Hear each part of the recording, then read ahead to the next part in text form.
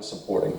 All Americans, Democrats and Republicans, and particularly, of the party of Reagan, ought to be concerned when we have Russia. Look, I get it. But are you arguing that voters should not have had the right to see that information? If you could take it back, would you say voters, you're not allowed to see that information? Well, I would say that we ought to stop Russia from doing this. Now, whether the press should publish the information or not, do you think they should? That is a different question. I think that there are some cases where the public interest is so great they should publish.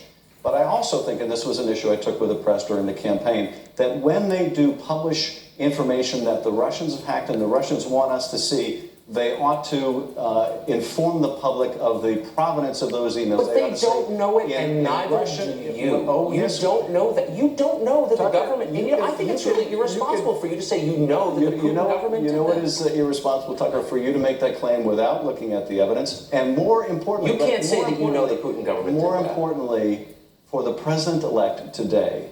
To say that he doesn't know whether the Russians... You're on the Intel Committee. Let me just ask you one final question. Can you look right into the camera and say, I know for a fact the government of Vladimir Putin was behind the hacks of John Podesta's email? Absolutely. The government of Vladimir Putin was behind the hacks of our institution and the dumping of information. Of John Podesta's email. Not only in the United States, but also in Europe. Okay, you're not. You know what? You're dodging. And Tucker, no, look and say, I know they did. John Podesta's emails, they hacked those. And I think that Ronald Reagan will be rolling over Ronald Reagan, fine. Ronald Reagan. You're carrying water for the Kremlin. I'm not carrying water for the.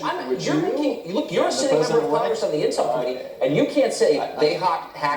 You're gonna have to move your show to RT Russian television because you know what? That's just so beneath your office because it's so dumb and you're being duplicitous. I'm asking you, did they hack Podesta's emails? And you can't say it. Personal insults like that, Tucker. You just said I was carrying. You said I was carrying water for Putin. That's pretty hilarious.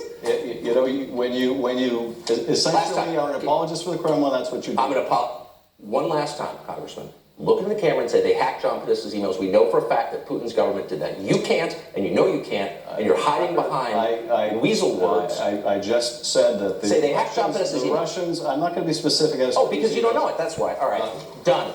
One. You don't know it, and you're alleging it without any evidence of it. You're ignoring the evidence because you don't care. The fact that it helped the Republican candidate is all you need to know. That's totally false. I just think if you're going to make a serious allegation about an actual country with an actual government, you ought to know what you're talking about, and you don't. I think that you ought to accept. I got to go. I'm taking cash from Putin now. I'm on RT. Republicans on the Intelligence Committee have seen for a fact. If you could say it, you would, and you can't, and you know that. If you're willing to be in denial about this because it suits a Republican-elect president. Okay, whatever. You can blather on all you want, man, but I gave you a chance to state it clearly, and you wouldn't, which tells you everything you know. All right. Or a president. Okay.